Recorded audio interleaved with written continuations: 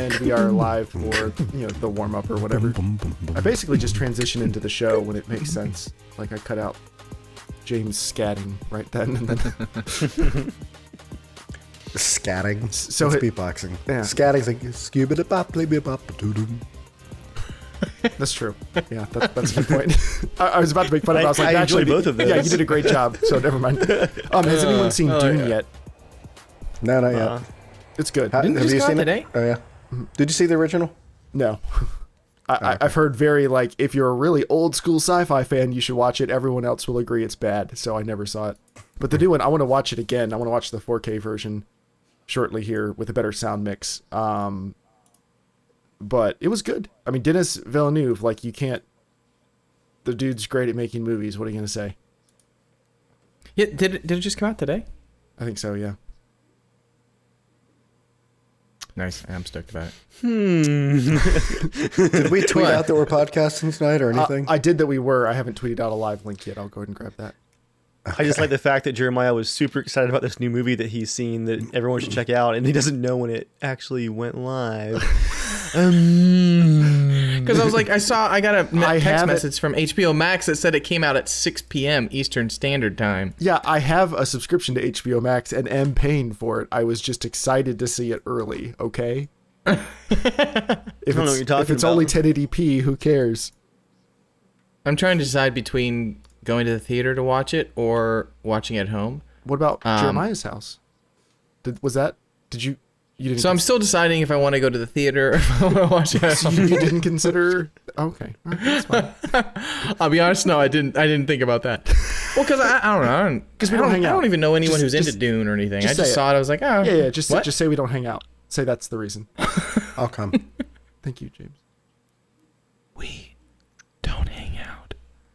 All I heard was you go, don't. That's all I just heard. Did it just, does it got like the filter pop on it or some crap? I wonder if it has that. So what else did you say? I'd like to know. Don't. You mean like the threshold? Yeah. I just wanted to know if it has that. I think Joel's close to the threshold pretty much all the time. Noise suppression. There we go. Turn that garbage off. I think you made it sound worse. Does it sound worse now? No, it sounds better. It squelched for a second, then it caught back up. Oh, okay. I just said what you asked me to say. That we don't hang out? We don't hang out. Why is that, do you think? I don't know. Is it do you play volleyball? No. I don't. Is it because you work for me? I'm only into volleyball. Oh, okay. Only into volleyball. Because we used to hang out for the first couple years that you worked for me. We hung out, and I didn't feel like that was going to be like a big stumbling block. But is that one now? Yeah, I would say so. Yeah. I have too many meetings. There's so many meetings. Dave, Joel said that right when we hopped on that he had too many meetings today. He was acting like he's all exhausted. I asked, and he checked, and he had 2. And one of them... It was not because I was exhausted of meetings. It was that, I'm used to, the sound of meeting audio. So it was just, I didn't notice, oh, right, yeah, James doesn't sound really good on this mic. And let's be fair, one of those meetings barely qualifies as a meeting. The first 25 minutes are normally whatever's Where's Joel sitting today, and what noises are happening behind him? James, what's your shirt? I've been trying to figure out who those people are. Ah, okay.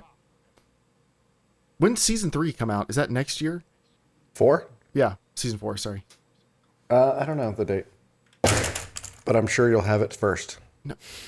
I pay for that. So what I was going to say about the theater... Too.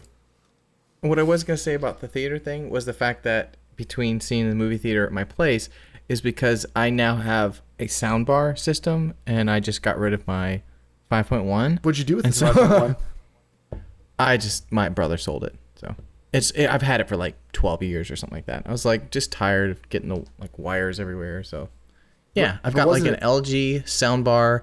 It has a wireless sub that connects to left and right. You can either do behind or in the front, and I've just done it in the front. It sounds good. So I'm going the opposite direction of you, Joel. I just bought some rear speakers for my surround. We had 2. We're at Timor. And we got them. Yeah. They were like this big. I was like, holy crap, they're huge for the wall. James, I want to hear what you're like. Not on this podcast probably, but I want to hear what you're running with now, because I know we've talked about a couple speaker things early on, but I don't think I ever saw what you actually ended up doing. I would love. I'm pretty sure I sent it to you. Really? Okay. Yeah, we got my in-laws a Sony wireless soundbar setup for Christmas last year with the wireless sub, and it sounds fine for a soundbar. Like I don't hate soundbars for what they are; they're good. As someone who loves film, though, and the art of filmmaking, it is interesting. Like you say, the wires are getting in the way. You had it set up for several years. Were you having to do anything with the wires? That's what I want to know. That's exactly what I want to know. This is the equivalent of Joel having to put a disc in a system.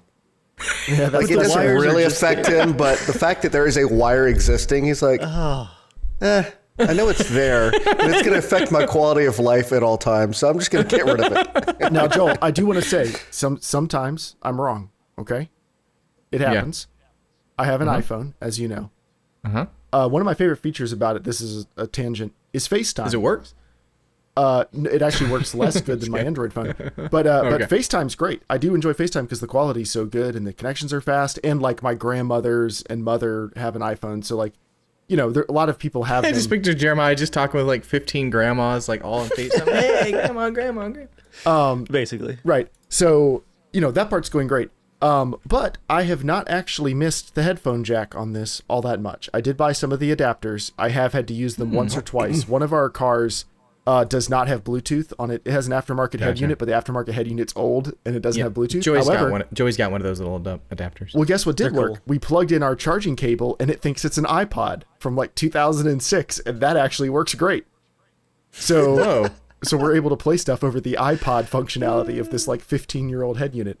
But other than that, I've only ever had to use regular headphones with an adapter once, and that's what I was cutting the grass and I couldn't find my earbuds for a minute. Yeah. So I actually have not used it as much as I thought I would. I saw the new AirPods came out, or like the base ones. They kind of look like the AirPods Pros without the like soft tips or whatever. I'm curious how those will work for people's ears. My cousin Levi, he got a pair of the Pros, but he just had a really hard time keeping them in his ears and everything. And then he got the other ones, and they stuck fine. And he was like, "Oh, these are good." So I'm curious the in between. Shane brings up something in the chat. Ultra Grunt. Witcher Season 2 comes out soonish, I think. Looking forward to that. You guys haven't talked about it on the podcast because it started between episodes 220 and 221. I'm very excited for the Season 2. They look like they got a good costume designer, or a better costume designer, and hopefully they've learned some from the first season, but we're about to go back and rewatch the first season pretty soon here to refresh, get ready for the second. And since the first season came out, I've reread all the books, so I'm back immersed. It took me a long time to read the books. Yeah, but the first season came out almost 2 years ago, Dave. Remember, the first season came out right before you had your son. Because remember, I was texting you while you were in the hospital, and I was like, "The reviews are good, Dave," and you were like, "Yes, don't tell me anything else. I could go into there are 2 blessings this month, right, too." You're like, "I go into the birthing suite with my heart at rest." I'll confess, Joel sent me the little recap trailer thing, which is mostly season 1 footage, and I was like, I haven't been following the news at all. I'm excited for it, but I'm just not hyped about it. So I thought, Joel sent me the recap trailer. I was like, "Oh, I'll take a look." It sat in a tab for like a week. I finally was just gonna watch it so I can close the tab. Yeah, legit chills, like full body chills. I'm there. I'm a lot of what I'm excited about is the potential for the future if it continues to get big numbers and keeps going. Like the story stuff that they have to cover, I think will be really, really amazing. Like just great TV. I'm super excited about that. I don't know if they do a good job. And right after watching that trailer, like the next day, I think it was, I got to interview someone who's writing a thesis. Or I guess they interviewed me. They're writing a thesis about the moral choices of The Witcher 3 and how the story is presented and player agency and morality and all kinds of stuff. And so it was cool to kind of revisit both the franchise, and then I got to think a lot about the game and go through some of the stuff that went on in that, and talk through it a bit deeper. It was cool because the guy writing the thesis, as you might expect, is also one of a book reader, so he was also one of the all-in kind of people. But he is going to send me a copy of his thesis once he's finished it and it's like reviewed and all that. Speaking of those, Dave, have you read the Dark Horse comics? No, I always wanted to. I've got them on Comixology. They keep releasing like new ones every. It's Amazon's like Audible, but for comic books. Oh, okay. So, but you have to buy some of them, and some of them are available with the membership. But they're great. Each like 4 or 5 issue run is by a different artist, different writer, and stuff. But it's like one of the short stories. So it's a contained Witcher rides into a town, things happen, choices are gray, etc., etc. Then it ends. They're fantastic. Like I've heavily enjoyed them. I would definitely recommend. I think you kind of have to read them. I would like to heavily enjoy them. I think you have to read them digitally. I'm not sure if there's a print option, but I've been reading them on my iPad, and I've really enjoyed them. Like 2 came out in the last year, and I just bought them. And I got a Fire tablet, so yeah, you should look into it. That'd be great. Although, on a somewhat ironic note, on the Fire tablet, we got that in April so that we could watch our big boy shows with headphones on. Now that Micah can absorb things like sponge, she'll probably stop watching things like The Boys on the big TV. Yeah, that might be a little risky. But ironically, I have watched exactly 0 things on the tablet since we bought it in April. However, we just bought a child-proof case for it for vacation, so that too is lost. James, were you going to say something about The Witcher? Are you excited for season 2? Do you care? Did you watch the first? I haven't even finished season 1. Okay. Oof. Just not that interested? Yeah. Okay.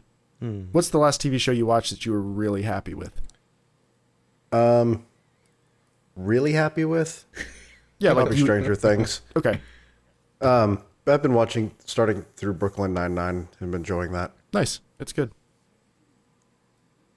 I think We're only on like season 3, but we're chugging along. We just finished. It sucks because when you watch it with someone else, you can't like binge on your own time. You have to binge on their time, and it's like, maybe an episode or 2. Maybe I'm just like, I really want to like watch 15 episodes this week. I'm the slow person in the relationship. Hope is like super into something and wants to marathon through it. I'm like, that show's a little heavy. Let's watch 1 episode each night. And I can tell like the sad look in her eyes, because when she hits a new series, she just piles through it like as fast as possible. Yeah. We just finished Midnight Mass, which is creepy. It's not horror, it's creepy, but it is fantastic. It's the same guy who wrote and made Haunting of Hill House and Haunting of Bly Manor on Netflix. And so Midnight Mass is excellent. Are you guys watching that Squid show? Squid Game? We actually just started it last night.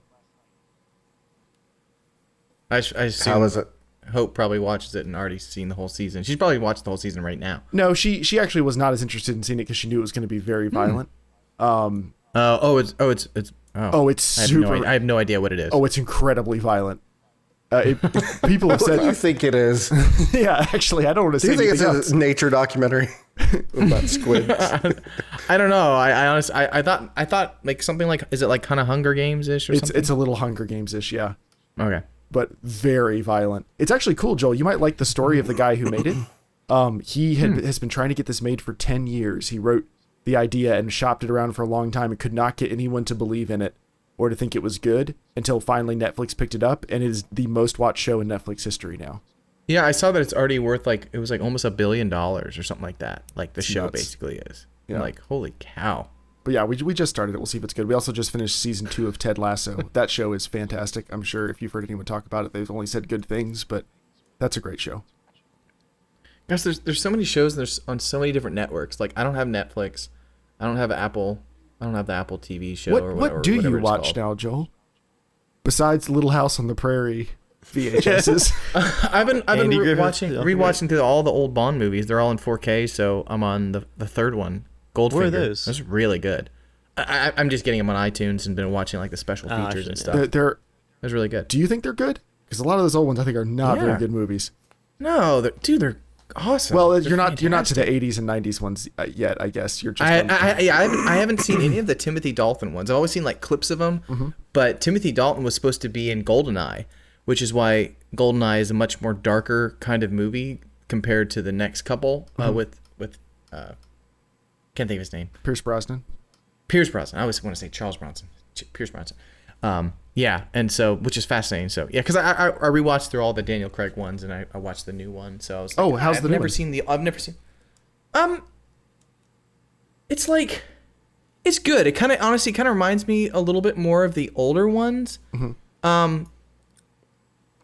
Like I don't know. It's I don't want to spoil anything. Like it was enjoyable. It from a story perspective, you're kind of like, of course, nothing is ever explained, kind of thing. Like, but it's not Wonder Woman bad. Like it was like enjoyable ride, but still had kind of the Wonder Woman 2 where you're like, what was this all about anyways? Like what was like the motivations of anybody? Like, you know, you assume like you're going to kind of go and know like there's just going to be the, you know, the theatrical bad guy and stuff like that. But it was kind of like, it was done well enough that you're kind of like, I wish I knew a little bit more, because that would have made it, yeah, it definitely would have punched it up a lot more. So, but it was enjoyable. I think it was the first movie I've seen in a long time that I've even wanted to see in the theater, or just see in general. But yeah, you guys want to go ahead and start the podcast? I know we already were starting the TV cast. Yeah, it's really just picking an arbitrary time. I have to say that at some point so I can do the intro. Oh, gotcha. Is now good? Arbitrary time it is. All right. What's up, you filthy casuals? Welcome to the Casual Shenanigans Gaming Podcast, a podcast all about the irreverent love of gaming. I'm one of your hosts, Jeremiah. Tonight, I'm joined by, he still needs a nickname, Joel. Hey. Papa James. What's up? And the Ranger. Why can't I just be Dave sometimes? You're Jeremiah. I have a name. Am I just a uniform to you, Jeremiah? Jeremiah the Ent. Dave, you're not a uniform to me because you're not a real Ranger. I hate to break this to you. Am I? No one cared who I was till I put on the hat. Dave's like, people only respect the badge. We're like, you don't have a badge. Not true. I have my Ranger badge back there on the shelf. He bought a lot of badges off Etsy, to be fair. He earned all those merit badges. It does actually make me, I think, a little bit, I guess, comforted by how difficult it is to get a nice looking badge, even for prop usage. It was very difficult, and mine looks like crap still. So keep up the good work keeping those police impersonators down. I think the first thing we're going to talk about tonight, besides the first 20 minutes of the show, is what are you playing this week or since the last podcast? So we'll start with what are you playing? Now, something we were talking about right before we went live is we don't necessarily play stuff between every podcast because, as we've covered extensively and you're probably getting tired of, we're getting older. But James, lots of tree removal. Yeah, some of us have been doing tree removal. Some of us have been doing extensive house renovations, like James. Other ones, like Joel, don't play any games because family was visiting for several weeks. It's not clear. Joel, have you been playing anything? Yeah, I mean, I've been playing Days Gone. Mm-hmm. Yeah, did I talk about that last time? You did. Yep. I did. Have you played it since the last podcast? Oh, well, yeah, yes. I have. Yes, he has. It is fantastic. It legitimately is incredible.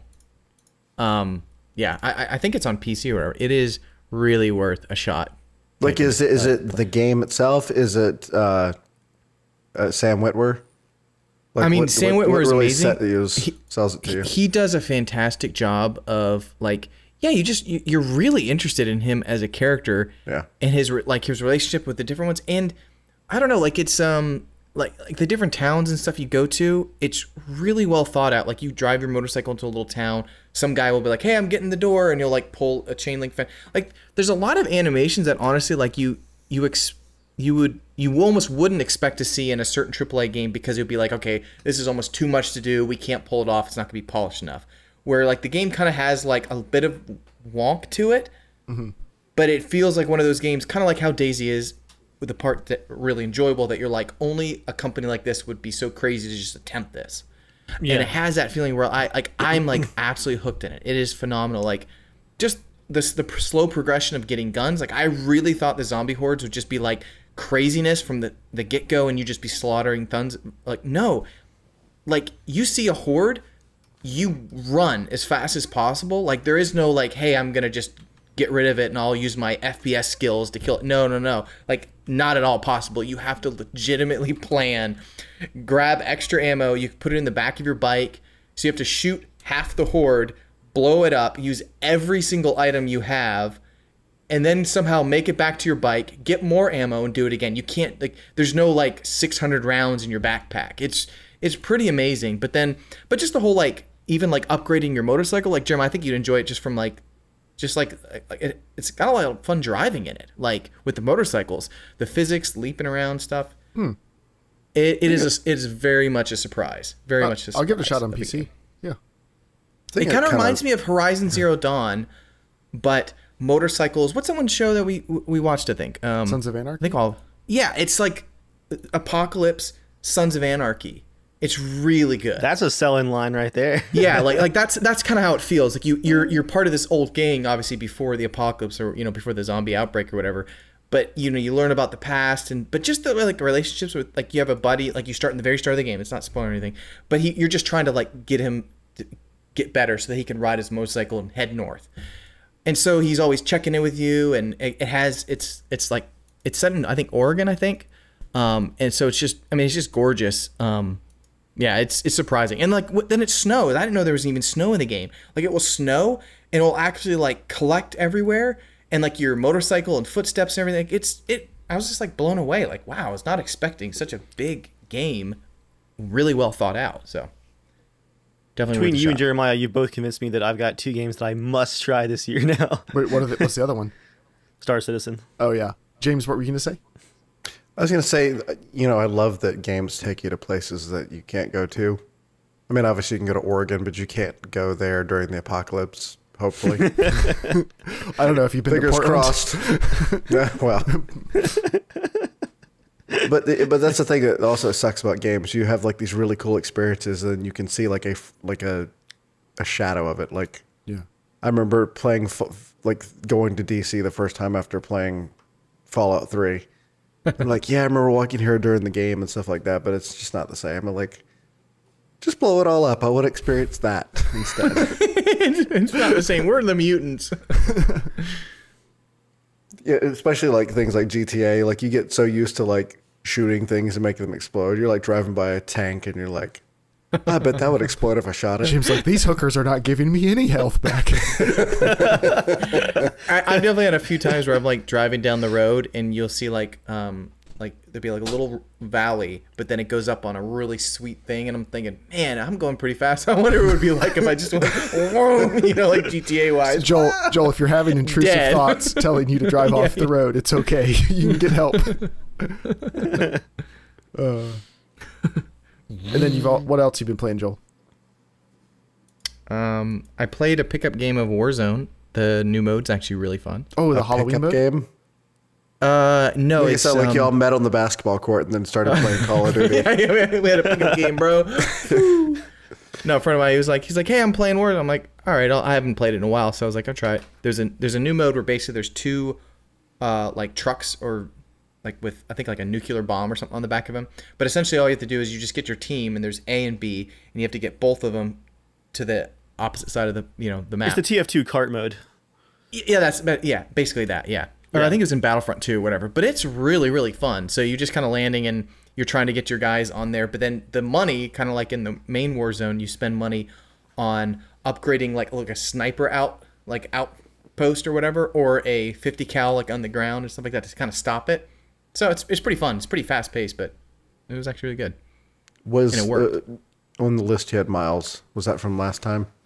Mm-hmm. Or have you been playing that more? Yeah, I've still been working on it. How are you liking it? Oh, it's really good. It's a really good That's story. another game you need to play, Dave. I just want to have a quick PS5 rant. I got through the queue today, the direct queue thing where you wait, and then it said on Sony? Yeah, and it rejected my token. It was like, sorry, there's been an error. Get back in line. I got back in line, and it got in 2 more times, and it rejected it both times. So I won't be playing Miles Morales anytime soon. Dave, I mean, you could, but well, you got rid of your PS4, didn't you? I sold my Pro. I still have my regular PS4. I just haven't bothered selling it yet. Gotcha. Dave, what about you? I gotta share my my Ranger Dave horror moment of the week. A little bit of adulting because James brought up the tree thing. When we had a bunch of trees removed about 3 or 4 weeks ago now, they were craning them, like full-sized paradise and oak trees, craning them over our house on a gigantic crane, one by one. I got a panicked call from our bank on Monday who said that they had gotten a letter from our home insurance company that both checks our bank had sent for our home insurance had been lost, and that they had backdate canceled our home insurance policy from the end of July. Which, that seems like the type of thing that if that actually happened, one of those trees fell in your house, you'd be suing that bank.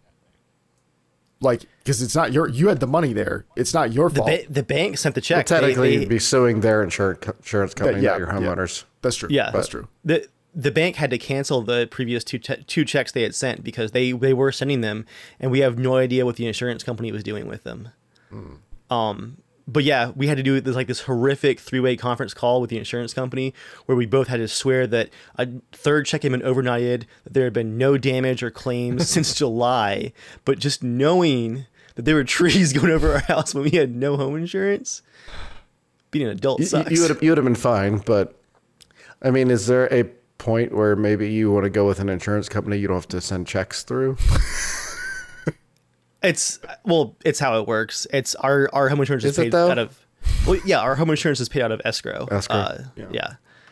But we're going to be changing home insurance companies now because they lost 2 checks, and it took them 3 weeks after they decided to backdate the cancellation to actually mail a letter, not to me, who has an email address that I get everything else through. They mail a letter to the bank that takes 3 weeks to get there. Anyway. Were we doing the podcast yet when I got a call from a woman in Texas because my home insurance information had been mailed to her by my home insurance company? And she decided to do the right thing. Like, it took me 5 minutes to figure out this wasn't a scam. I was sure this was a scam, and I just hadn't figured it out yet, like what the angle was. And then eventually she convinced me. She was like, no, like, they legit just mailed my info to this random woman in Texas for no reason. Classy. Yeah. I don't remember that. What have you been playing, Dave? Quite a bit, actually, recently. I've really been trying to get in the swing of things now that the stupid laundry room's done. I tried the World War III alpha, closed alpha. That game is coming back. It's been 3 years since it hit early access and then crashed and burned because the servers didn't work. That was the Battlefield killer back in... Yeah, it was 2018. They thought, Battlefield 5 is going to be World War II, so this is the modern warfare FPS game with vehicles that's going to kill Battlefield, and then they killed themselves with the crappy servers. Well, as everyone expected, everyone was super hyped for this alpha to come back out of nowhere. Like, oh, the game's coming back. It's like all the exact same content, improved slightly, like better animations, better UI, and better UI because it is now monetized to the wall. There are tiers like Star Citizen you can buy now, including one that you pay literally $1 million US, and you become like one of the in-game characters. You get to design a map, and they put your name at the top of the credits. It's called like the King package or something. But if you look at the website, the amount of tiers of in-game coins and all you can get, it's insane. It's going free to play is what's going to happen. Like, they're trying to revive the game, but what if the map you designed sucks and you paid $1 million? just show how much you suck at designing maps. Yeah. Gosh. Oh man, I can't even imagine. Like, now the alpha, outside of some matchmaking issues, which again I hope they iron it out for round 2 because that's what killed them the first time where the servers didn't work. Outside of some rough matchmaking where at times you just couldn't get into a match, the game seemed to run well, and it was actually a lot of fun. It's Battlefield-esque, but not quite. So I wish them the best, but I'm really worried about the monetization. Ultra Grunt says in the chat, don't forget, Dave, you also get to star in the World War III movie if you buy that tier. I missed that one. Oh, boy. They're making a movie. Can you copyright or trademark the term World War III? Because that seems like sounds like a made for the internet short to me. Or maybe they're going to put you on the news. It's going to probably be made by YouTubers. Yeah, that's true. That's possible. It's going to be made by YouTubers. That's we're about to live the World War III movie. We all get to be in it for free. I've been playing a little bit more Anno. I've mainly managed to break my ridiculous addiction to that game, but I'm still playing it here. Wait, how did you break it, Dave? I started playing other games again. Like for the 3 months over summer where I was doing nothing but working on the laundry room, work, and other stuff like that. Anno was just what I would do at night. It's just like 3 or 4 hours of Anno. But now that I'm playing other things, I've calmed down a little bit. I am curious. Let me see what my hours are. 191 hours. I still had it open. Of Anno? That's more than I've played of The Witcher 3, and I've done 2 playthroughs. Oh my gosh. 191 hours. That game got me through summer. Dave, I think you actually played more than me this year. 190 hours just in Anno. Yeah, and a lot of it was in a window, but it still counts. Well, Joel, you've been spending so much time taking those VHS tapes in and out of the VCR. Driving back to the library. We'll talk more about 2042 later, but I played between the early access preview event and the open beta like 22 hours. I really miss it. I've been going through footage, working on some videos this week, and I really missed the game. I really can't wait for it to launch. We stayed up till it was like 4:15 in the morning, the day that it went offline, and played literally until the servers like shut down. It was so much fun. And on Sunday night, Micah fell asleep at a reasonable time, so I got 2 uninterrupted hours of Mass Effect time. It was the heavens opened up, and then I told him to shut up so I could focus. I got a little story here, mainly just for Joel. I think you guys will all enjoy this. I finally got to a point in the story where I lost my first crew member. And I know that thing happens, right? Like you're gonna lose crew members as part of. I didn't lose crew members, so I don't know how that happened. That's not true. That's not true. I didn't lose crew members. Is that possible? Yeah. Damn it. So yeah, who'd you lose, Dave, and how? Yeah, spoilers for Mass Effect 1. Keep going. Caden or Ashley? Caden or Ashley was the choice. Yeah. This is what got me though. Is that's not really a little crew. I mean, that's built into the story. That's. Well, yeah, that's what I mean. Is I got to that point. So you didn't like lose a crew member, like.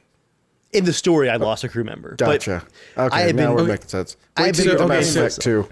So you still have Grunt, or was it Rex? Rex, yeah. Grunt. Okay, yeah. Because you can lose. You still have Ultra Grunt? Ultra Rex. Well, I think the sequel there's a character named Grunt. So, but they're both of the same type of alien. They're both Krogans. Krogans, yeah. So yeah, because you can lose Rex in that same area. Okay, yeah. Well, I didn't, because in games like this, I love putting a lot of points into charisma and dialogue. So I love being able to talk my way out of like scenarios. I always love, a lot of games have more interesting branches when you unlock those options. So I tend to like lean that way.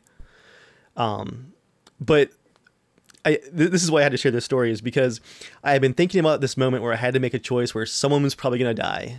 I knew it was coming. And so for that 2 hours, it was perfect when it hit, because it was like an hour 45 in. I'm completely immersed. I am Commander Shepard. I'm a military officer, a special operative. I'm a Spectre. I'm there. I was like, for the good of the mission, for the good of the universe, decisions have to be made. I will stick by them. My team is committed. They're soldiers. They are dedicated. We will make a choice and we will stick by it. So we hit the point in the story and they're arguing over the radio, and I'm bouncing back and forth. We have to protect this device. We have to go protect this AA gun that we got to make sure stays down. And so I literally made a snap, like, commander decision when I had to. And I was like, this is it. Like, easy. I'm sorry. This is for the good of the mission. Stick with it. We're good. And I felt good about it. I'm like, this is horrible. We're going to lose a crew member. Which one did you pick? I picked, hold on, let me think about it for a second, and you'll see why in a second. I picked Caden to be left behind originally. So I was all set, like, military snap decision for the good of the mission. They're soldiers. They understood the risks. I go through a door and get mowed down in a gunfight in like 30 seconds. Quick save loads. The sweating begins. I hit the the real immersion when Dave starts using save points to change decisions in game. I died by accident. Real immersion would have been to make the same decision and try to fight your way through it. And that's what happened, is I charged right back in. I know what I'm doing. I'm Commander Shepard. Stick with your decisions. They're soldiers. They knew the risks. I changed my decision like immediately. It's like 45 seconds of like, this is how it is. This is how it must be. And I changed my mind. Can we change your thing to the immersion guide? Unless it gets really difficult, then I'll go back and use my autosave to be unimmersed. Unless the panic sets in which case it's all over with. Yeah. That's funny. I got to that point in the game, and I was like commander, and I was making snap decisions. I was like, I could probably have romance dialogue with the girl, so I'm going to let her live. and then I got annoyed because that became an option like in the next cutscene, and I was like, get that out of here. I'm Commander Shepard. I'm an asexual. Now in a man of honor. Mass Effect I mean, 1, let's be clear. James Kirk was the Mac. So if that could have been your like commander. Well, James, you were playing this game when you were what, 25? I have no idea that math. I can barely figure out what I had for breakfast. It was in 2007. Don't ask me to do that math. Dude, I got married in 2009, so not too long. 2007. Oh man. But in that choice though, I know whoever you choose, there's one that you choose basically the other person actually dies. Right. Like it's kind of like it reverses on you. Like whoever you think you're saving is the one that's actually going to die. At least in Mass Effect 1. Not in this decision now. It's who you expect actually. Yeah. And what's killing me is Really? yeah. Huh. So if you go back to rescue Caden, then that's what happens, and that's where I died, was going back to rescue him from the dropship. If you go forward, sorry, that's what I mean. Like when whoever you choose to like go save ends up dying. no, Right? Not in this one. No. thought you just said- If you turn around to rescue Caden, you rescue him. Wow, is Dave the bigger Mass Effect fan? Yeah, And it sounds apparently. like he knows more. If you go forward to rescue no, I'm Ashley, if you continue, so what's happened is you've just gone out to rescue Ashley, and then you get the radio call. People who played this game 14 years ago are just sorry. sitting Now, there. now I'm remembering what's happening because Yeah. before it even get to that point, you have to choose two teams, right? Yes, And yes, one that's team correct. goes on the more risky one. So Exactly. you think I think that's the character you feel like, okay, they're gonna die or Yeah, something I like got that. you. But then that ends up being the one that you have to save. So then it's kind of like, is it actually gonna be a twist? Like you're kind of like, will I actually be able to save him, or will it, trick you around? Because I know Mass Effect 2 and 3, they really pull all of those all over the place, and you really don't know what's coming. So And what really it just burns me is, I think my original decision was the correct one. And what got me is in the cutscene after that mission's over, Ashley is berating me because Caden was also the superior officer, and I was like, oh, I hadn't even considered that. Like, as far as just military hierarchy goes, I should have rescued him. And also, he was a tech expert specifically for those kind of devices. Like, yeah, my original call was the correct one. But I'm not loading any save games that aren't like, I die in combat. So I plowed through and continued with that choice, didn't die. And so I have to keep going with that crappier second. except for the change non-immersion of guide. choice. Yeah, except for the one change of choice. Oh, have you played Heavy Rain? No, but I basically listened to Joel play it basically. You have to play it, Dave. Podcast. I would love to watch you play that. I feel like you would be so stressed out. Oh yeah, dude, you would be so all the buttons like coming around in the screen, like what should I do? What should I do? Run, do this. Like I've never seen a game where your choices like literally affect everything. Like you will just lose characters left and right. You're like, this story arc is ending. You're like, oh my god. Yeah. And there's no auto save. Like there's no like you can't reload a save unless you like if you make the decision you have to like really quickly like just turn the power to your house off really fast or something. Please do not unplug the device while the game's being saved. You can't stop me. Dave has like he's got an EMP, he just hits shuts down everything. This guy called it the decision reverser. I've been playing Star Citizen, not a surprise. I'll get back to that in a second. But I also played 12 Minutes. It just hit Game Pass. It's the movie with, it's got Willem Dafoe. I want to play that. Daisy Ridley and, what's his name? From Split and... Crap. James plays- McAvoy? Yeah, James McAvoy. Yeah.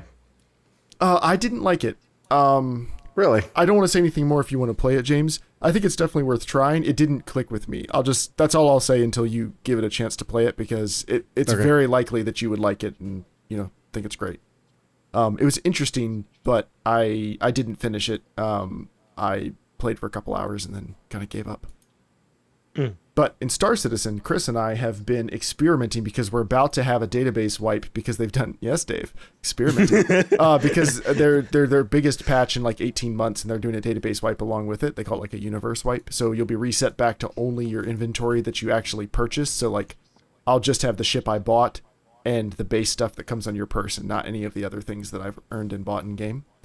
And we've been like trying out and renting different ships and stuff to figure out when the wipe happens, we're about to start really earning money and we're going to start saving up to buy like a nice ship that can really start us on our, you know, our careers as Star Citizens here.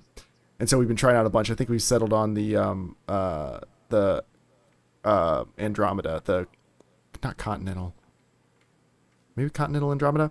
Everyone calls it the Connie. If you play Star Citizen, you know what the Connie is. But it's great because it's like it looks like a little bit of a cross between Serenity and maybe a slightly more militarized version of Serenity. Like it has like a cargo, like an awesome cargo bay with a big elevator.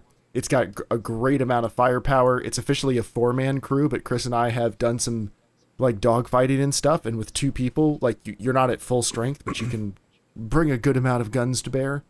So we're having a great time doing that. Just been doing other stuff in universe, like doing a lot of photography, just zooming around. We rented some speeder bikes. Got lots of like you're already in the metaverse. Yeah, basically. Yeah, so having a good time with that. But yeah, it is now time to move on to the news. Now, Dave, you said, oh, sorry, Joel. Oh, everybody's freezing. Oh, Jeremiah glitched. He froze. I glitched. Computer looks like it's freezing. Who's in charge? This is Mass Effect all over again. Leave it a face like that. He's saying, Yeah. Dave, do you have a backup going? Yeah. He's exhaling from the immersion. "Ooh, Star Citizen." Ooh. I'm just near the end of Mass Effect 2 now. Oh, nice. All right, I'm back. I don't know what happened. Yeah, you glitched for like a minute. You were like this.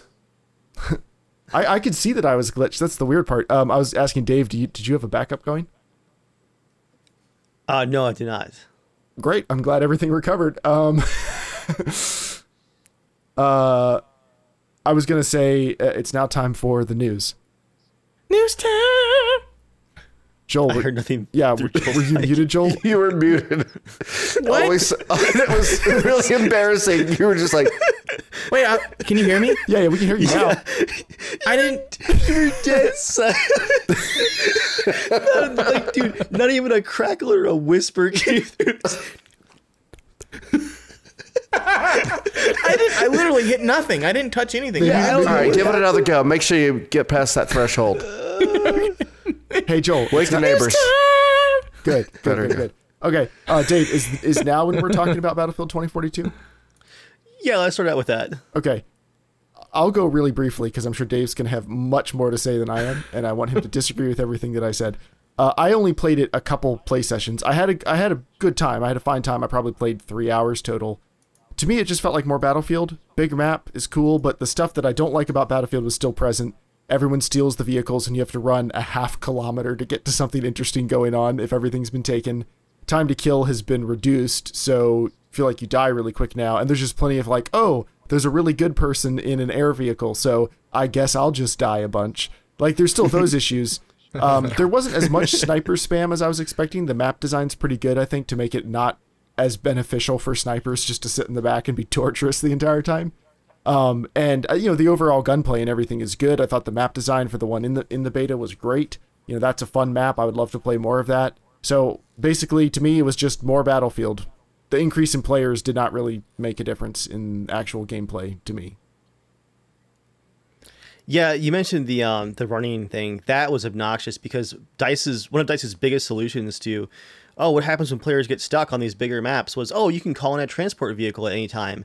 And that system worked like 10% of the time in the beta. Most of the time you bring up that drop menu and then just nothing would work. And so you really didn't get a feel of like, how does it feel to play on these bigger maps? Because there's a lot of running because the drops didn't work at all.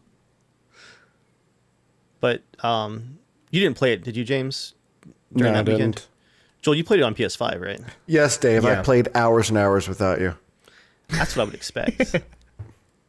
Yeah, I mean, I think the biggest thing that like is lost for me, other than I mean, honestly, all the bugs, is like I think it was only fun for the fact that it's exciting to have a new Battlefield game. More of like, hey, maybe I'll get in a few games with everyone. You know what I mean? Like Eggert plays, you guys play. Like we'll probably play some, so it's fun. I can have a fun in a crappy game no matter what. We'll play together.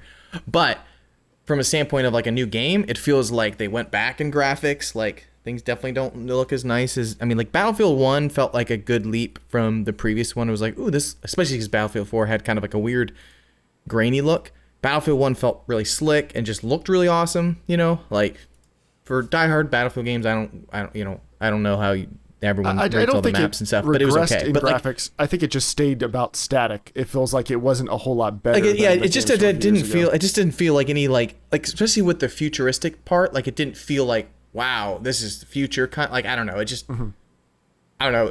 Honestly, if you would have told me that was a Battlefield 3 DLC or Battlefield 4 DLC, I was just like, oh, cool, like an expansion. Like, when was the last time you played those games? Yeah. I mean, I've seen enough clips of yours too. Like, I've seen enough clips. I'm saying the graphics are not like, whoa, like compared to other games I've seen. I'm like, really is not amazing, like at all. But if it works, it could be fun. Which is funny because for me, it actually looked better than I was expecting, given the scale increase. So the graphics, I mean, like no, you barely have a lot of stuff moving in the game. Like there's less dust, there's less smoke. Like even the smoke they have in the game feels like crappier compared to Battlefield 1. Well, I played it on PC, so. Did you pay for the unlock? What? Did you pay for the unlock for smoke? Yeah. Well, I mean, particle effects DLC. the Digital Foundry for that, they're pretty close, so it's not much of a difference. And I'm actually playing it in 4K, so. So I think a really big detractor from the game is the HUD and the glitches. I played a bunch with the HUD off, and the game looks really good with the HUD off. Man alive, if you could actually play it like that, it looks great. But there's so much crap in your face. It's the UI is it's awful. It's really bad. You're speaking Joel's language. He literally got rid of his surround sound because it had wires. So. Joel's like, I want to be dropped in the middle of the battlefield. I don't know who I am. I don't know where I am. All I know is we got like a new couch and stuff like that, and I was like, you got a new couch. Oh man, you've had that one for What'd you get when you invite me? About 5 years. We had 5 years. Yeah. What's the new couch? What's the new couch look like? It's kind of gray. You got a picture? Yeah, I can. Yeah. Is it a circle couch? That's the yeah, it is. I wish. I think what surprised me the most about my couch is actually sorry. My couch is actually kind of laid out like a circle because we have two chases on the ends because it was like a sectional. So we have like these two long sides and then the two chases come in, so it actually kind of feels like everybody's facing each other.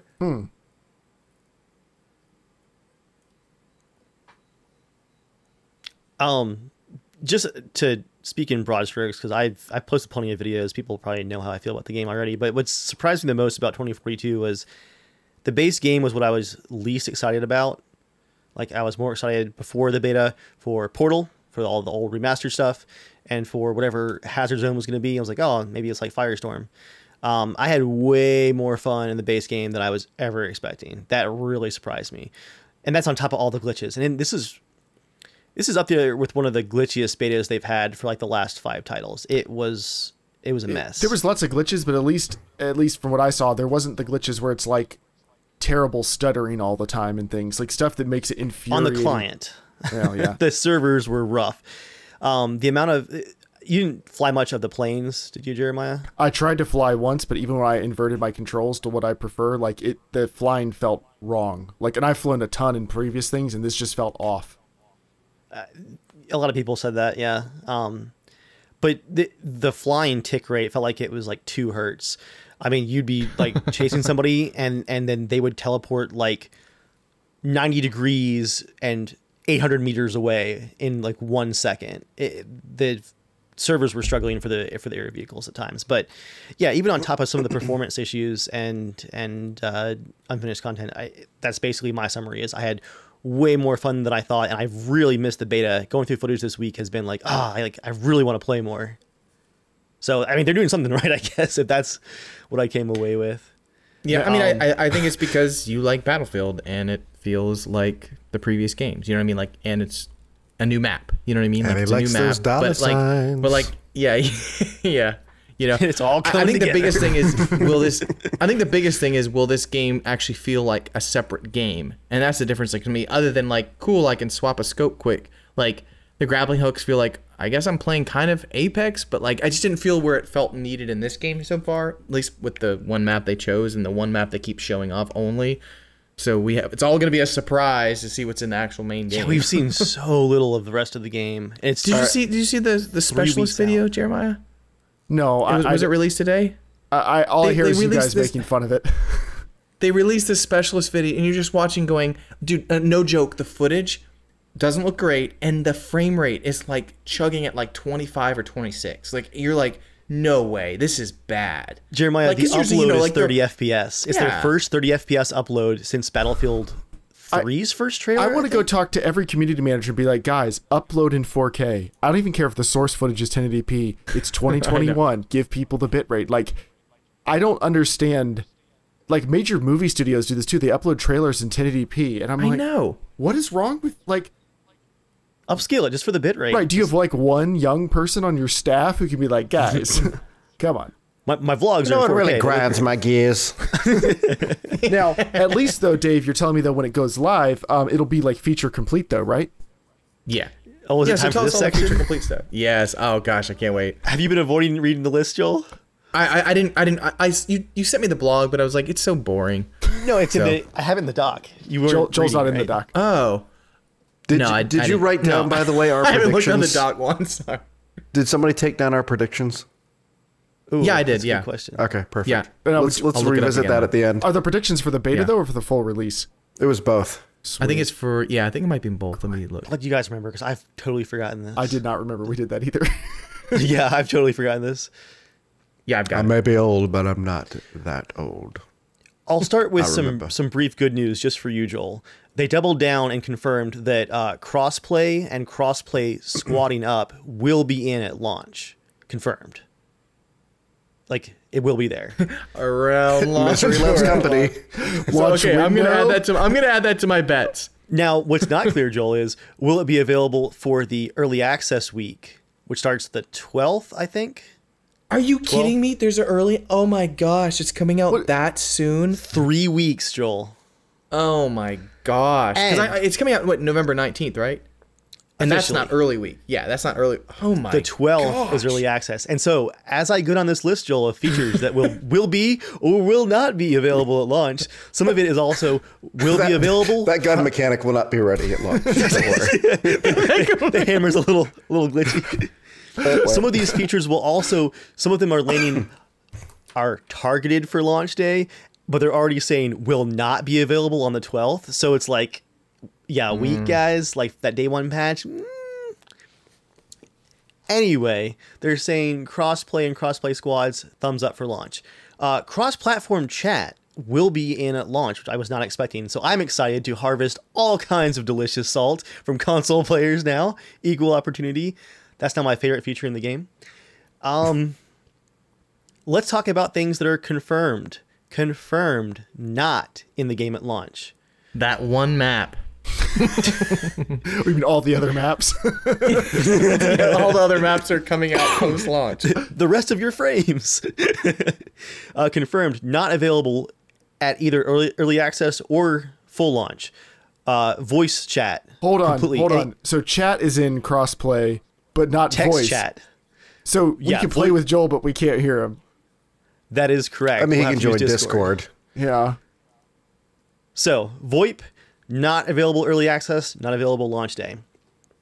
Oh my gosh. What is hopefully available at launch and confirmed not available on the 12th is the map, the large map, because it's apparently using a top-down live view, and they're sticking with that, and they're having performance issues with it. So instead of doing like a static map and just getting it in game, like just do a render of the map, just a stiff render, totally single frame, done. Just to show where your squad is and the points are. No, it's like got to be a live view. So guaranteed, the main map will not be available in the early access. It will. They're targeting it for launch. So to be clear, if I'm curious where I am on the map, Joel's walking away. Audio listeners, Joel's in the back of his living room. It's unclear if he's coming back. Joel's walking into the darkness, metaphorically, also literally in his house. All right, hold on. Let's see what happens. This is what made me. No, hold on, Dave. Headphones. I'm not sure what's happening. But okay. He was wearing AirPods, so presumably great radio. Let me just talk about the map as we wait for Joel to come back.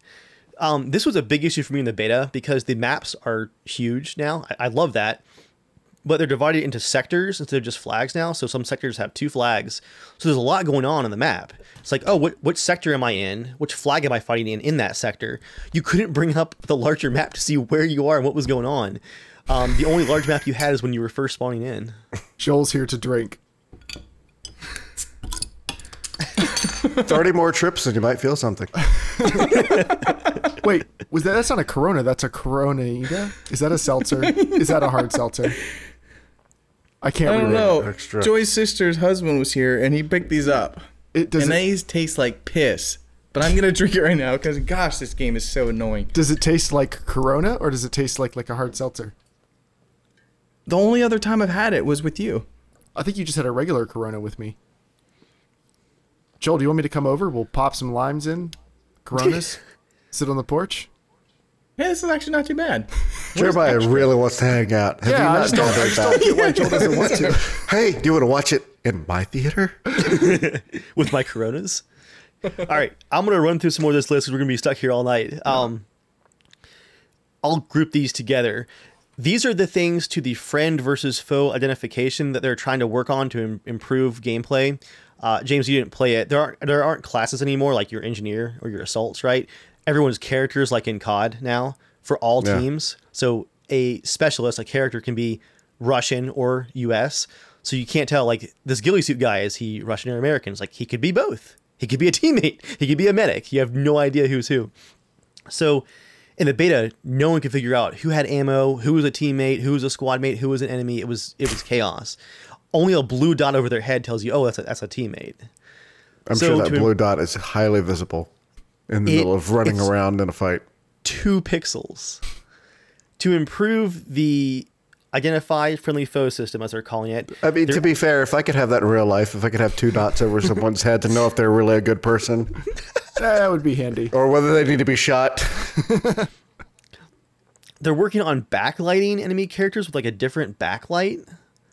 So that's going to be a thing. They're going to add like glow sticks to them or something like that will be different for each team because their uniforms don't change either. So they all look the same. They're going to add full spotting and icons for any enemies under 10 meters will be like silhouetted and highlighted and spotted and dotted. There actually might be like a DICE developer like, hey, bad guy, like behind you. It might deliver one of those guys to your house. And then they're going to change so that friendly icons, the little diamond that says blue dot friendly, they're going to make sure that they are not occluded in any scenario under 40 meters, which is going to be more HUD on your face, but hopefully we'll have less people shooting teammates, which happened a lot in the beta. Here's the kicker though. They are targeting those updates for launch. It's almost guaranteed that they won't be available on the 12th. They are targeting them for the 19th. We'll see. And finally, missing from the game entirely is a traditional scoreboard. And this I would not expect to come back. It's a new technical problem, just like a map. We don't know how to do groundbreaking things like a map or a scoreboard. This, I think, is not just a we haven't gotten to it yet issue, Jeremiah. This is the key. I think they're going for protecting people's feelings here. Because it's very hard to even see your own score on the scoreboard right now in the beta. You have to dig for it. And I think it's part of their, I'm just going to call it the play nice initiative. They're worried about hurting people's feelings. So they are burying the scoreboard as much as possible. All right. I have one brief rant and we can move on. One of the problems Battlefield has always had is that they keep trying to innovate stuff that does not need to be innovated. And they keep doing the wrong thing with the core gameplay, which is the thing that people actually get mad about. Example being like, what was it called when you had to open up a browser? Battlelog? Like, Battlelog. That was an innovation that no one needed. Like, Battlefield 2 and Battlefield Bad Company 2 worked perfectly fine for that. So they innovated, and the community yelled about it a bunch, and they got used to it, and it was fine, but it still wasn't like, it didn't make the game any better. It just was a different way you had to do it. That wasn't that way on consoles, because they understood that that was not going to work. And they just keep making changes in successive games of like how you attach weapon things and how you do blah, blah, blah, blah, blah. One thing I can say about COD, as a recently back into the fold in the past year or so COD player, is like the map is still just a map. And you still just you have to go into a regular menu to adjust your weapon attachments. Like, they just don't innovate with that stuff, really. It works the same as it did in Modern Warfare, because who cares? That's not why I'm there. Like, I don't need a super fast, intuitive system to do that. I just want to know how to go do it when I need to, so I can get back into the game. Most of these things that Battlefield's talking about is there's problems where they're innovating in an area they didn't need to innovate in. This is unnecessary. The fact that it doesn't have a map is so like a scoreboard. That's so stupid. There's no reason not to have that. This reminds me when Firestorm came out, and like the way they did loot was so drastically different than every other battle royale game out there. Well, like, why? I feel like that was more that they just didn't have time and they didn't make anything else or didn't think about it. I think it has a lot to do with that. I think there's a lot of things that they just don't think about at all. Well, I feel like it's the equivalent of Apple saying, "Hey, it's a feature that we're not including a charging block because you already got one." Right. Yeah. So why take up space in your house? Dave and Joel, I know you guys don't actually know what I do for a job. Not at all. Yeah, I'm a product manager, kind of. It's technically called a program manager, but really it's product management. And part of product management is building consensus with customers and whatever about which features make the most sense to build now for the life cycle of your product. And one of the main things we always try to stick to is get it working first, then make it better. You need a version that works with a complete loop that people can use, and then you innovate on top of it. Like, make a regular map, and if you have this crazy cool idea for a top-down, live view, always-on map, great. Release that as content later, and people will be impressed because you're continuously improving the game, not dumping it after, Not reverting back from what every other title has had, yeah. So the scoreboard should just be a normal scoreboard until you have the new one 100% done. The map should be a regular map till you have the new one 100% done. Don't innovate when you if you don't have the finish line in place. Like, start with a working basic system and then add onto it, and then people will be continuously impressed by how you're making the game better, not continuously disappointed that you're screwing it up for the umpteenth time. That's all. It means there's absolutely no excuse to say, like, oh, it's not going to be in future. I'm like, how long ago did you figure that out? Like, I mean, like, they don't have people testing the games. I guarantee it. Like, they say it is, but that's bullcrap. That's complete bullshit. No one's testing their games except for people who's working on it. Like, they're probably cutting costs on that and not having. I'm like, how can you possibly play that and go, yeah, this is fine. Everyone looks the same. I can't see who the crap I'm shooting. Well, no, Joe, what it probably is, probably a lot of that stuff has been in, and then it's broken because of other updates to the game, and it's too broken to where they have to pull the feature out to fix it and put it back in, because that's something we run into as well, is everything's great, and then you have an important feature you have to release, and that messes up other stuff. And just to think, this could have been a 2-year game. No, it could have. Like, you know what I mean? Like, or it could have. They just honestly, this game needs a whole nother year. Like, it needs a whole just release it next fall. Release all the maps, more maps, and stuff like that. Because we don't know. Like, I told Dave, I only bought it because I was like, hey, I want to play a game with Dave. We'll play Battlefield. I'm like, it's fine. What about with me? If it wasn't for Dave, there's no way in hell I would have purchased this game. Because I'm like, I don't even know what's in it. I literally don't know what's in it. Like, I even the characters aside, I really don't know if there's any maps or anything cool that I'm like, ooh, that's really neat. I want to see that. Or I'll play like Battlefield 1. You sold me on the Lawrence of Arabia mission. Done. I'll buy it. Oh, you bought it for that pre-order pack with the sword. I did. I wanted to play that. Like, that mission looked really cool. I was like, I'm excited. I didn't need to see all the maps because I saw that one, but they showed the rest of the maps. That's what I haven't seen any of the maps. Like, the freaking specialist showed off. I don't know. It was like one little thing of maybe you're on a ship. I don't know. I can't tell what it looked like. Battlefield 3. Like, it looked no different. It's like, cool. There's a shipping container. Neat. So go ahead, James. I was going to ask you, Dave. Like, 25% of your footage is you quickly checking the scoreboard to see where you're at. What are you going to do now? Are you going to have that reflex? Yeah. I did in the beta. I saw it in my footage a few times. Like, I would check it, and all you can see is your squad and some breakdown of your player cards and whatnot when you hit tab. It's just you can see how many kills you've gotten, but even your deaths are now hidden below one more click. They don't want players feeling bad. It's yeah. Surprise! The internet can be toxic about anything. Good try. It won't work. just a couple of replies here, because Jeremiah, you've got it 100%. I think one of DICE's biggest problems for the last 5 titles is they can't stop reinventing the wheel. They are innovating where it is not wanted or needed, and other things fall to the wayside because of it. That's it. Yep. To you, Joel, the terrifying thing here is this game has been tested a lot, because I am in the EA testing backend from where I accidentally signed up in like May, not realizing that as a member of what was at the time the Game Changer program, I actually am not allowed to do any of the testing for EA games. It's like a conflict of interest, I guess.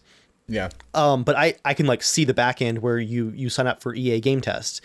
And they've been running multiple tests all summer for this game with thousands of players, thousands. And so that tells me two things. Maybe they're all screaming, "It's shit!" That tells me two things. Either their testing methodology and player pool needs to be like completely thrown out and redone, or how they are filtering that feedback needs to be redone. Yeah. Yeah, there seems to be obviously something broken. Something's in the chain where, just- you know, or They have somebody's like "Hey, keyword we need filters to on it, like great. Or they're getting Amazing. Or they're getting feedback, but they're too committed to some of these. Like, who knows how long it took to build that map system, right? Maybe they've invested 25,000 man hours in building that map system, so that's like 12 or 13 devs full time for a year, and they just don't want to like can it because they believe it can work. You know, like I have a feeling that whole Portal thing was definitely a add-on, like maybe over the A different previous studio's year. working on it. Yeah. I guarantee that was like that was not in the original game. It was I'm looking just, forward hey, to something maybe- working then. Yeah, and I think James, also it's because Dice I think LA, they the saw one that the saved success of 4. Warzone. Oh, yeah, perfect. They saw the success of Warzone and these offshoot games Yeah. where it's just, you know, kind of like here's your own thing, and they're seeing, you know, the success of Apex and the characters and stuff like that. But I think again they're trying to shove it into their game where it's like Apex works great and all the characters too. Like I don't like it, but it works so well in Fortnite because it was built around that. Like Joel, that's like kind of the game. they saw What? Warzone. Sorry. They're like, what if we had our own Warzone mode? But it was a lot more complicated to understand. All right, so there's these hard drives in these pods that crash down, and you're going to get the hard my drives. gosh. Then you also need to get to the extraction. There's no shrinking circle. This is not a battle royale. You need to be at the extraction zone at the right time. Also do missions. Yeah, like what a terrible way. Like I was trying to read that going like, guys, just get rid of the synopsis. What the heck is this lore crap? Like just say grab items and get out. Like it was like the government is this and satellites are sending down pods with what? Hard drive? Collect What the is data. this We crap? need the data. Like I'm this, pretty sure this if is really the dumbest 2042 like semi-futuristic cool thing they could have done. Like it's not cool at all. Well, the idea of like data Yay. being a commodity or something, like I guess I get what they're going for. Like it probably sounded cool in the pitch meetings, but once you turn it into an actual gameplay mode, you're like, so it's a MacGuffin. You like collect the MacGuffin and leave. It probably that's was gonna be the cool because I bet they had a campaign initially. I guarantee they had a campaign around some of the stuff, and then they nixed it, thinking, "Oh, we I don't thought need a did they campaign, say or we from don't the have beginning time they to do weren't going it." to have a campaign on this one though. No, I mean, when the game was announced, you know, that was the case. No. Did it change before that? Maybe. Yeah. Well, we need to move on to other things. But before we move on though, Yeah. do you have the predictions, Joel? Oh yeah, I do. Sorry, they're up here. Okay, so Jeremiah's prediction is April 2022 for the full game release, technical test, beta in February. Joel, February 2022 full release, beta in January. Crossplay squads won't be working at launch or pre-launch. I I would say you're close. if there's not voice chat, I would count that as not working. Like, how are you supposed to play with other people if you Yeah. can't talk? That's at least to a them? half score. Yeah, at least a Yeah. half score there. James, full release March 22, beta December. Dave, my bets are final release in early December, but the game is glitchy on all platforms. Beta's in early November before they delay the game for the second time. I think Dave is going to probably get the most points by the time this actually releases. Yeah, We'll see. Gosh, I think, man, they are gutsy to just. I forgot it even has the early thing. So Are they November gutsy, though? 12th, that is. I mean, if you've done it like 4 other times, Gutsy in the so same you're way really that a gutsy? dog, in the same way that a dog that's getting its porcupine quills pulled out of its nose, you can see in its eyes, it's like, I'm going to go back there. And I guess. kill I that mean, I guess just porcupine. even after. I was thinking more like the whole dog that gets up on the Cyberpunk thing, table you know? and eats all your food. Sorry, Joel. Big douchebag move. No. I was just thinking, like, after Cyberpunk made such massive news with it and the continued news of what they're trying to do, you know, I mean, it sucks.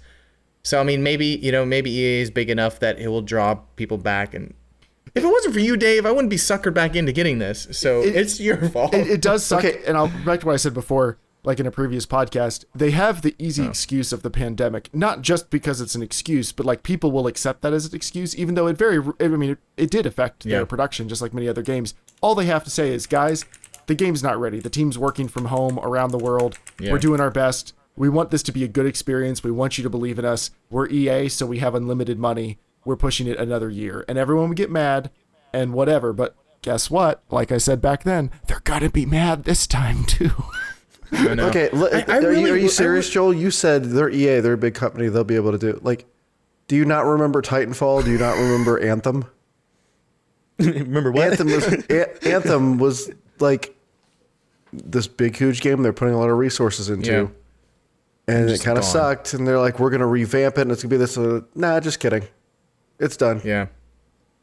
And I guess I meant more of like, maybe did they just make enough from the initial launch? You have enough Battlefield fans that people are just going to get it no matter what, you know? It's kind of hoping for the best. It's the abusive relationship Battlefield has with its fans. Yeah, I mean, it kind of is because I mean, I love the gameplay of Battlefield 3, and I enjoy that. Like, Battlefield 4 lost me pretty much completely.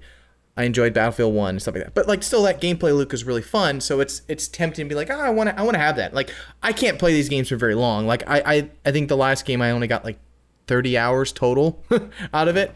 But like, to me, that's nice. That's a good chunk of some maps that I'll play and enjoy and stuff like that. But I think, yeah, to me, it's like, man, I think they would earn so much cred just waiting a little bit longer and really polishing the hell out of it and releasing something good. Because I think the money they would lose over the Christmas season, you know, whatever they might, I think they would gain tremendously from just going, you know what, the specialists are going to be little extra characters, but we're bringing you make your own character, whatever the hell you want. Like, we're going to do that. Because I was like, you watch the trailer and go, wow, cool futuristic soldiers. This is kind of looks like the Ghost Recon, the future soldier. You know, I've never played it, but you know what I'm talking about, Dave? Like, it looks like those characters. Like, cool, I'll play that. And then you look at the guns, you're like, these don't look anything future. Like, I don't see anything that's like really cool looking. You know, like I saw a grenade that has a rocket that guides to a helicopter now, but I'm like, I hate that. Yeah, you know what I mean? Like, I don't know. It's like, okay. I know here too, Joel. Now that we've seen like all these specialists, right? Like they're all COD style characters, but they're gonna have like skin unlocks and all that stuff. Yeah. If you go back and watch the original announcement trailer, almost all the soldiers featured in that trailer are all the AI soldiers, which have the traditional uniforms and classes. You don't see the specialists hardly at all in that trailer. Yeah. It's all the AI soldiers. Last thing to note about Warzone that I think really differentiates against what Battlefield has been trying to do. Warzone came out as a special thing. I didn't buy Call of Duty Modern Warfare to play Warzone. I didn't even know about Warzone. Like, that was something they like announced later. Like, that was a thing that came out, right? It was about 5 months later, yeah. Yeah, like it was just a bonus. So I wasn't buying it going, oh man, this is gonna be out on launch. Like, oh, it's just maybe, oh, this is interesting. They have something else. So like, they had a full campaign, full multiplayer, all these maps, and then a brand new Warzone. And so this, to like launch a game and literally I know one map. That's the only map I know. There's no campaign. Like, we don't even know if half the things are going to be working. So think how this thing's wild. Maybe I don't know if the stuff's ready yet or not. What if they just released Portal for free to start? Even just a demo. Like you can play for 20 hours or 10 hours or something. Caspian border with Portal stuff in it. And that's it. That's all you get for 2 months. And then they slowly start releasing other parts of the game. The community would be tickled pink. They'd be having a great time because that's the only part of the game they were that excited for. I don't know. I feel like we're unfairly beating a dead horse. Not to say, like, I think I'm in the same boat as Joel. I'm excited to play with friends. That's what I'm excited about. Yeah.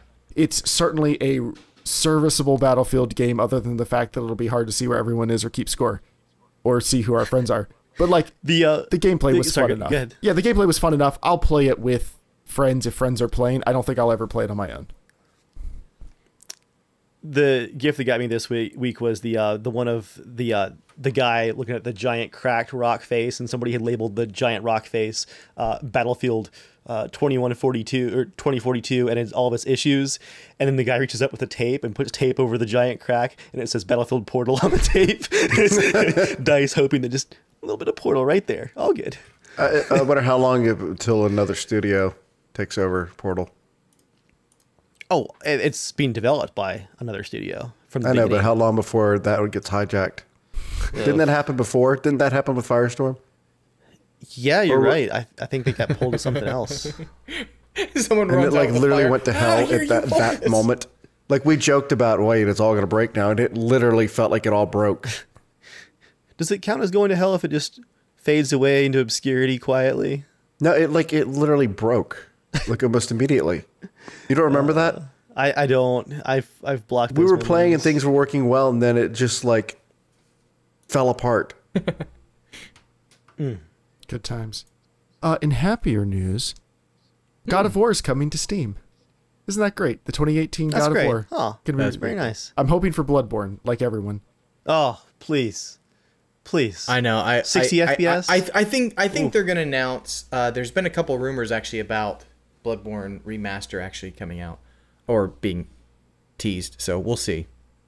That might be Blue Point's next game because I think they tested the waters with Demon Souls. I've been saving Demon Souls, obviously, and then Ghost of Tsushima. I want to play on a PS5 if and when I ever get one. Jeremy, I will play Demon Souls with you. I have a thank you. character made. Sweet. Yeah. Yeah, I would love to do that. Eventually, one day when I get a console. But I've also, been looking every time I see it go like in I stock and appreciate Target. it. I appreciate it. But Ghost of Tsushima, I'm also saving to play that way. But so like God of War, there's been plenty of Sony games I've played on PS4 that I would replay on PC. I don't think I'd play all of God of War, but I would definitely go revisit it. And Dave, I think you should absolutely play it. It's just a very unique, well done game. I think you would have a great time. Honestly, the story was just fantastic. Like that was so worthwhile playing. I don't even know if I'm going to play Ragnarok, I'm sure, but I really liked God of War so much as a standalone that I'm not even that excited by the trailer for Ragnarok just because I felt like I got exactly what I wanted out of the first one. You know, like I don't know if I want to guess, go yeah. back into that for an extension because I thought the story of Kratos and his son was so well done. I don't know. The NTs of the first game was pretty epic, and like I haven't the been couple there, so don't characters, spoil. Yeah, I'm not spoiling. Yeah, but just the tease of certain characters, and who characters might be or might not be or whatever.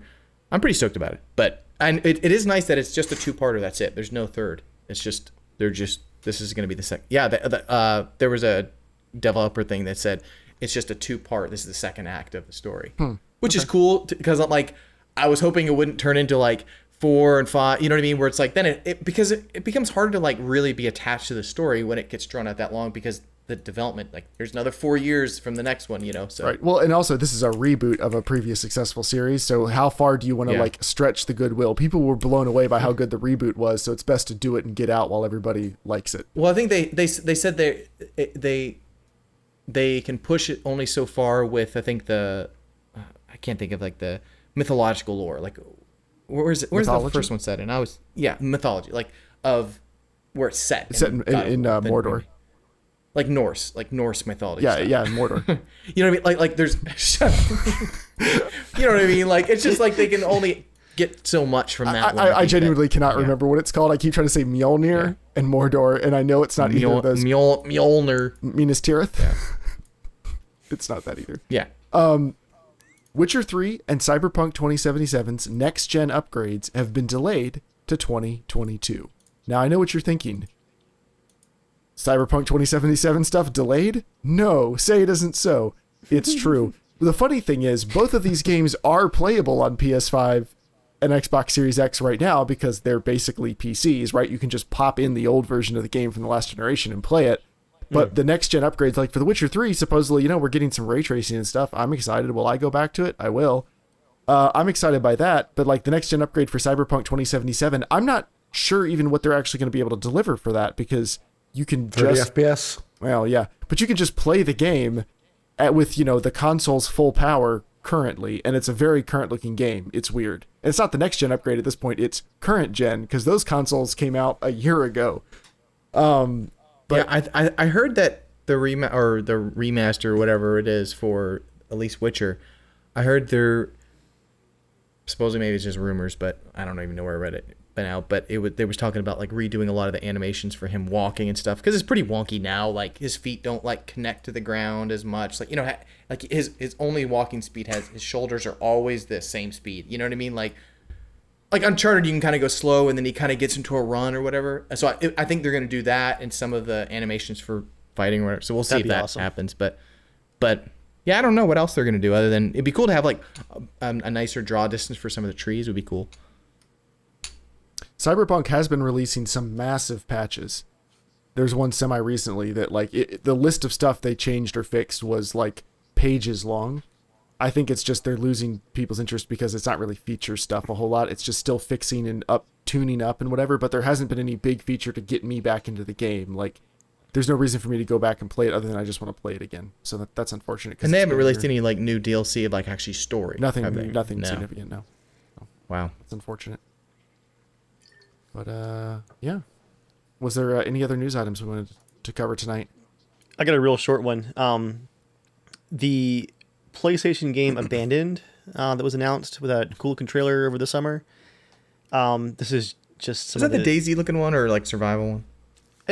Kind of. Like, no, that's another one. It's I Day After or something, I think. Yeah, yeah. This is the one that everyone thought was a Silent Hill, like a secret Silent Hill game at first.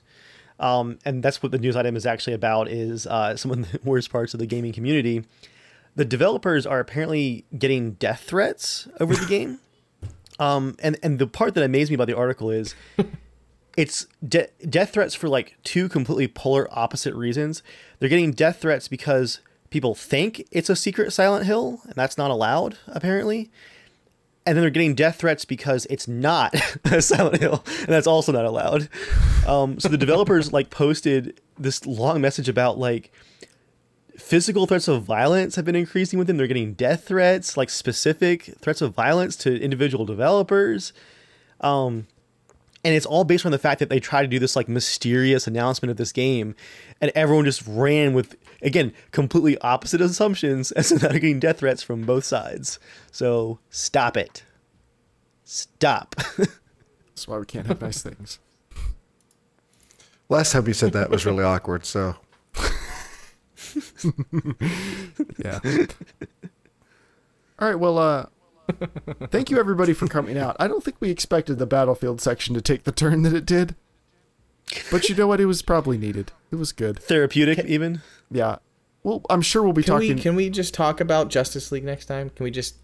I would like to do a casual conversation with the three of us. We just got to get a section. No, the main podcast, Battlefield takes over, Daisy takes over, Dave's videos takes... We're going to talk about Justice League in front of Dave. So we can experience the tech podcast. I feel a little sick. I think I'm coming down with a... Joel, you choose to listen to the tech podcast to fall asleep. That's very different. Yeah. I do have an update. And I still do. Tech podcast update. I recently updated to 64 gigs of memory. And now Windows is using 20 as its minimum. It's decided.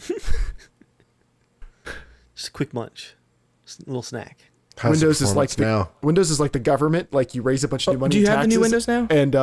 And Windows is like, I've never heard of this memory before.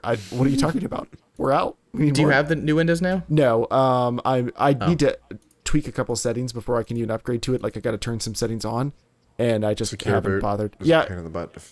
Yeah, and apparently also, Joel, they're having like there's just a one of those bugs that'll get fixed shortly after release, but AMD processors have like a 10-15% performance hit. And I have an AMD processor, so I'm just gonna wait like a little bit. I very much want that fresh install, but it's okay. I can wait a little longer. I have it on my laptop and at my desktop. How do you feel about it? It's Windows. It's novel. Yeah. Like for like 2 minutes, and then you're like, all right. Anyway. That's like every time I install a new iOS or OS X, I'm like, I did? Oh, okay. Cool. James, just too much enthusiasm. It's just pouring out of the screen. All right, we'll talk about Justice League next time. Dave, it's optional if you want to be here or not. Noted. Or we could just get you to watch the movies. He'd have to watch so many movies. Yeah, maybe you didn't have to watch a few of them. Can we, after we end the podcast, can we talk about the trailer for the Batman? Yeah. Joel? Sure. Have you seen the trailer for the Batman? Sweet. All right, we'll talk about that right after we go off air. I've actually seen it too. Thank you, everybody, for coming out and being a part of the show. As always, you can tweet at casualshenanigans. You can write into casualshenanigans@gmail.com to be a part of the show, like Quantum of Infinity, even though we haven't read your email 2 podcasts in a row. I promise we're going to do a main topic all about it. You can catch us on Spotify, iTunes, the other places where podcasts are. Thank you for watching and giving us a thumbs up or reviews or whatever. It's not really going to make a big difference, but we appreciate that you do it. You can still catch Joel in the Walmart parking lot selling his movie out of his car. We'll be back sometime in the next 2 to 8 weeks. And until next time, stay casual.